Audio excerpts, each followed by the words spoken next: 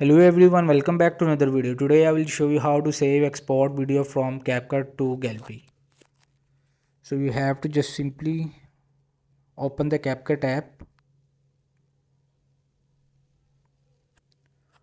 So when it's open, I already put the video of editing.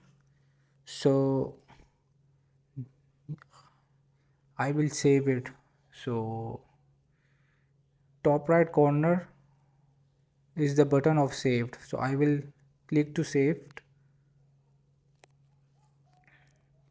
So it will be exporting to my gallery.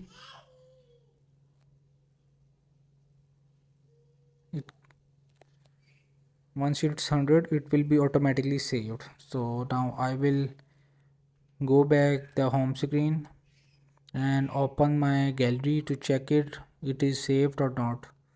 So it will saved in my gallery. You see, this is how to save CapCut video. Hope this video help you. Please don't forget to like and subscribe.